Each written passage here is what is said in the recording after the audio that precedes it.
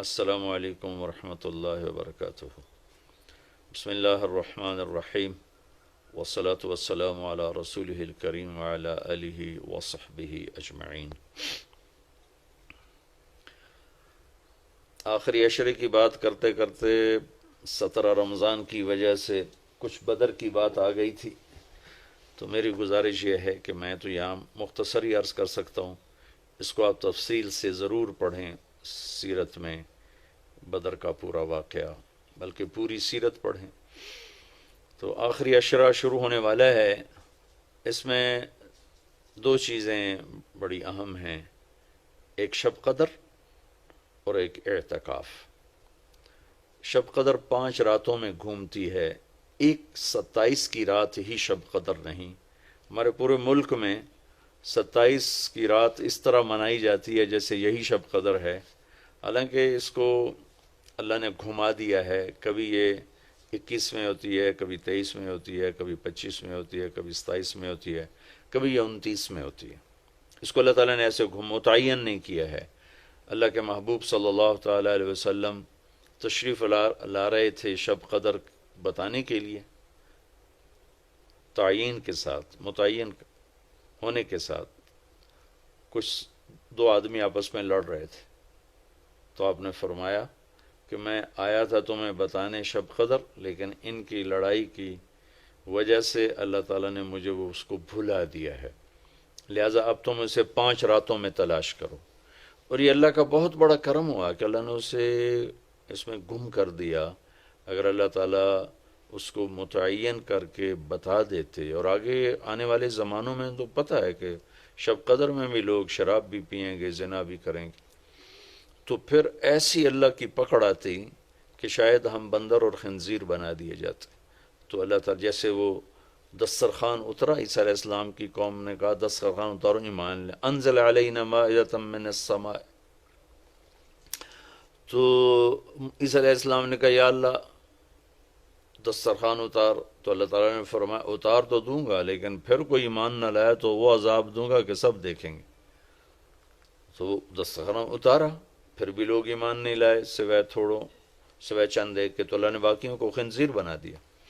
تو شب قدر متعین ہوتی اور لوگ شرابیں پی رہے ہوتے، جوا کھیل رہے ہوتے، ناچ گانا کر رہے ہوتے، تو پتھر برسنا یا بندر خنزیر بننا ممکن ہے، ایسا ممکن ہے۔ تو اللہ تعالیٰ نے اپنے نبی کی طفیل اس کو 5 راتوں میں گھما دیا۔ ایک تو 5 راتیں جاگنے سے 4 راتوں کی عبادت اور مل گئی، اور ایک شب قدر مل گئی، اور دوسرا اللہ کی رحمت ہوئی کہ اس کو چھپا رہنے دیا تاکہ اس کی ناقدری نہ ہو، اور لوگوں کو پتہ بھی نہ ہو، ناقدری نہ ہو۔ آخری عشرہ مغفرت کا ہے، پہلا رحمت، دوسرا مغفرت، اور تیسرا گناہوں سے، جہنم سے آزادی۔ آخری عشرہ جہنم سے آزادی کا ہے۔ نبی پاک صلی اللہ تعالی علیہ وسلم ساری زندگی اعتکاف بیٹھے آخری عشرہ میں۔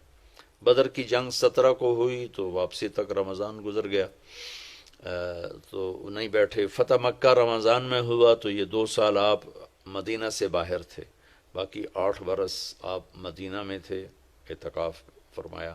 آخری 10 ہجری میں جب 11 ہجری 12 ربیع الاول آپ دنیا سے تشریف لے گئے، 10 ہجری آپ نے 20 دن کا اعتکاف فرمایا، اور جبریل کے ساتھ قرآن کا دور 2 دفعہ فرمایا۔ ایک دفعہ آپ نے رمضان میں کسی وجہ سے اعتکاف اپنا ملتوی فرمایا، کینسل فرمایا، تو وہ شوال میں 10 دن آپ دوبارہ اعتکاف میں بیٹھے۔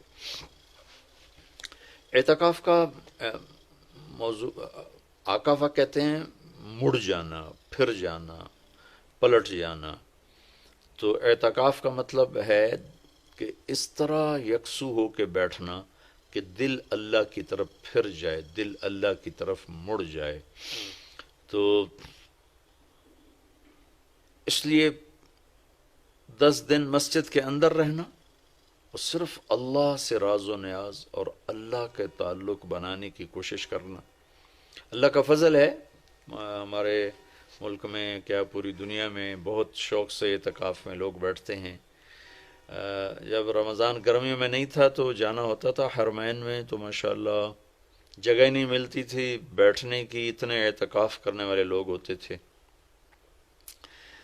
جب کوئی چیز رسم بن جاتی ہے تو اس کی روح نکل جاتی ہے، روح نکل جاتی ہے۔ اعتکاف کا مطلب ہے خلوت میں اللہ سے تعلق بڑھانا، لیکن جب وہ اعتکاف ہی ایک مجلس بن جائے اور اعتکاف بھی ایک بھیڑ بن جائے تو وہ اعتکاف نہیں رہتا، نہ اس کا وہ مقصد پورا ہوتا ہے اور نہ اس کا وہ اجر ملتا ہے جو اس پر رکھا گیا ہے کہ ایک دن کا اعتکاف جہنم سے 3 خندق دوری ہے، اور ایک خندق کا فاصلہ زمین آسمان کے برابر ہے۔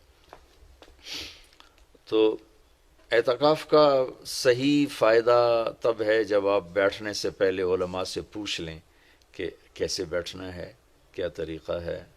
ہاں، میں مسائل تو اتنی تفصیل سے اب یہاں نہیں بتا سکتا، کوئی اتنے لمبے چوڑے مسائل ہیں بھی نہیں۔ مسجد کی پابندی کرنی ہے، مسجد سے بغیر ضرورت کے نکلیں گے تو اعتکاف ختم ہو جائے گا، بس اتنی سی بات ہے۔ ہاں، ایک چیز جو اعتکاف کو بہت زیادہ خراب کر رہی ہے وہ یہ موبائل فون ہے۔ اب ہم جا رہے ہیں کہ ہمارا اور اللہ کا تعلق قائم ہو جائے، اور یہ موبائل نے تو زندگیاں خراب کر دی ہیں، نجی زندگیاں خراب ہو گئی ہیں، تعلق خراب ہو گئے ہیں، اور صحتیں خراب ہو گئی ہیں۔ بہت زیادہ اس کا استعمال ہے ہماری قوم میں۔ میں اتنا پھرا ہوں یورپ امریکہ میں، سوائے ضرورت کہ کبھی کسی کے ہاتھ میں موبائل نہیں دیکھا۔ یہاں دیکھو ہاتھوں میں موبائل پکڑ، 2 موبائل پکڑ کے چل رہے ہیں، کوئی کاروباری بھی نہیں ہے، کوئی بڑے زیادہ مصروف بھی نہیں ہیں، 2 3 موبائل رکھے ہوئے ہیں۔ اس قدر احمقانہ حرکتیں ہیں، گاڑی چلاتے ہوئے موبائل سنتے جا رہے ہیں۔ ہو میرا ایک بہت پیارا دوست اس حادثے کا شکار ہوا کہ سامنے والا وہ یہ تو اپنی صحیح لائن پہ جا رہا تھا، وہ اس پہ چڑھ گیا، اس کا تو کھیل رہا اور میرے ایک دوست قیمتی کی جان چلی گئی۔ تو ہمارے ہاں بہت بے احتیاطی ہے۔ تو کم از کم یہ 10 دن آپ مسجد میں جا رہے ہیں، موبائل گھر چھوڑ کے جائیں، لیپ ٹاپ گھر چھوڑ کے جائیں، اور کئی ویڈیو گیم کھیل رہے ہوتے ہیں، بھائی تو اعتکاف نہ بیٹھ، گھر جا کے بیٹھ جا، اور موبائل پہ لگے ہوتے ہیں، لیپ ٹاپ ساتھ لے کے جاتے ہیں، وہاں کاروباری سلسلے چل رہے ہوتے ہیں۔ یہ کام تو آپ سارا سال کرتے ہی رہے ہیں۔ یہ 10 دن اس لیے فارغ کیے جا رہے ہیں کہ میں ہوں اور اللہ ہو، جب تم میرے پاس ہوتے ہو گویا کوئی دوسرا نہیں ہوتا۔ اس طرح اللہ کے ساتھ تعلق بن جائے، اس طرح اللہ پاک کی محبت نصیب ہو جائے کہ پھر ساری زندگی اللہ ہی اللہ ہو، ہر وقت۔ وَإِذَا احفظ اللہ یحفظک، احفظ اللہ تجدہ تجاہک، اپنے اللہ کو اپنے سامنے رکھ، اللہ تجھے ہر وقت اپنے سامنے رکھے گا۔ ہم تو ہیں ہی اللہ کے سامنے، ہر وقت اللہ کو تو اپنے سامنے پائے گا۔ تو اعتکاف میں بھیڑ اور رنگ برنگے کھانے اور لمبے چوڑے دسترخوان اور بے حساب افطاری سحری، یہ ساری چیزیں اس کی روحانیت کو ختم کرنے والا۔ میں یہ نہیں کہتا کہ اس کا اجر انشاءاللہ ملے گا، لیکن ایک نوجوان ماشاءاللہ اکثر نوجوان، یہ فیصل مسجد اسلام آباد میں تو سینکڑوں لوگ اکٹھے ماشاءاللہ اعتکاف میں بیٹھے ہوئے ہوتے ہیں۔ تھوڑی جو بھائی اعتکاف میں بیٹھنا چاہتے ہیں، یہ میری چند گزارشات کو ضرور سامنے رکھیں۔ موبائل لے کر نہ جائیں، لیپ ٹاپ لے کر نہ جائیں، وہاں زیادہ فضولیات، بے شک اللہ کے دین کی باتیں کریں بھی صحیح، سنیں بھی صحیح، دعوت دیں، دعوت سنیں، تعلیم میں بیٹھیں، لیکن فضولیات میں نہ لگیں، زیادہ وقت دعا میں لگیں۔ اور اعتکاف والے کے لیے یہ بھی ایک بہت بڑی فضیلت ہے کہ اگر یہ سویا بھی ہو تو اس کی عبادت کا ہی لکھا جاتا ہے، اس کا کھاتا، اس کا سونا بھی عبادت، اس کا کھانا بھی عبادت، اس کا وہاں آرام کرنا بھی عبادت۔ لوگ رات کو جاگیں گے تو ان کا جاگنا لکھا جائے گا، لیکن یہ اعتکاف میں سویا بھی ہے تو اس کا جاگنا لکھا جائے گا۔ اور 5 راتوں میں ایک رات تو شب قدر ہے ہی، تو انشاءاللہ ضرور نصیب ہو جائے گی۔ تو یہ چند ایک تھوڑے احتیاطیں ہیں، اگر اعتکاف میں برت لی جائیں تو ہمیں اللہ کا تعلق نصیب ہو۔ مستورات خواتین جو گھروں میں اعتکاف بیٹھتی ہیں تو وہ ایک کمرہ ہوتا ہے، ایک کمرے کو متعین کر لیا جاتا ہے، اسی میں وہ رہتی ہیں، اس سے باہر نہیں نکلتی۔ اسی میں انہوں نے دن گزارنا ہوتا ہے، وہ 10 دن گزاریں، 3 دن گزاریں، جتنے دن کی بھی نیت کریں۔ اللہ کے محبوب صلی اللہ تعالیٰ علیہ وسلم ہمیشہ 10 دن کا اعتکاف فرماتے تھے، پر ایک دفعہ 20 دن کا فرمایا۔ اور اس میں شب قدر ہے جو لیلۃ القدر خیر من الف شہر۔ ایک دفعہ آپ تشریف فرما تھے اور آپ نے بنو اسرائیل کے 4 انبیاء کا ذکر کیا جنہوں نے 80 سال اللہ کے راستے میں جہاد کیا۔ تو صحابہ نے کہا بڑے غم سے، یا رسول اللہ ہماری تو عمریں ہی 80 سال نہیں ہوتی۔ تو اللہ نے اسی وقت یہ آیت اتاری، لیلۃ القدر خیر من الف شہر انا انزلناہ فی لیلۃ القدر وما ادراک ما لیلۃ القدر لیلۃ القدر خیر من الف شہر، کہ میرے محبوب ہم آپ کی امت کو ایک رات دیتے ہیں جو 80 سال سے زیادہ بہتر ہے، 1000 مہینوں سے زیادہ بہتر ہے۔ تو 1000 مہینے تو 80 سال سے بھی زیادہ بن جاتے ہیں۔ تو کوئی خاتون، کوئی مرد، کوئی عورت، کوئی بچہ بچی، بوڑھا جوان، ایک رات، وہ 5 راتیں ہیں۔ آج کل تو ہمارے بچے سوتے ہی نہیں ہیں، ایسے وہ کمپیوٹر الٹے چل گئے ہیں کہ راتوں کو جاگتے ہیں، دن میں سوتے ہیں۔ تو یہ 21، 23، 25، 27، 29 5 راتیں اگر جاگ لیا جائے، کچھ قرآن پڑھ لیں، کوئی تلاوت کر لیں، کوئی ذکر کر لیں، کوئی نماز پڑھ لیں، کوئی دعا مانگ لیں۔ اعتکاف میں دعاؤں کا اہتمام کیا جائے، اپنے لیے مانگیں، اپنے گھر کے لیے مانگیں، اپنے شہر کے لیے مانگیں، اپنے صوبے کے لیے، اپنے ملک کے لیے، پوری امت کے لیے، پوری دنیا کے انسانوں کے لیے۔ ساری دنیا کے انسان، 700 کروڑ انسان ہمارے انسانی بھائی ہیں۔ ہمیں ان کے کفر سے نفرت ہے، ان کی ذات سے نہیں۔ ہمیں ان کے جرم سے نفرت ہے، ان کی ذات سے نہیں۔ ہمیں مشرک کے شرک سے نفرت ہے، اس کی ذات سے نہیں۔ ہمیں شرابی کی شراب سے نفرت ہے، اس کی ذات سے نہیں۔ ہمیں ظالم کے ظلم سے نفرت ہے، اس کی ذات سے نہیں۔ اللہ ان سب کو ہدایت دے دے، یہ جنت میں چلے جائیں تو ہمارا اس میں کیا نقصان ہے؟ وہ جنت میں جائیں گے، اللہ کے نبی خوش ہوں گے، اللہ بھی خوش ہوں گے۔ وہ جہنم میں جائیں گے تو اس میں ہمارا کیا نفع ہے؟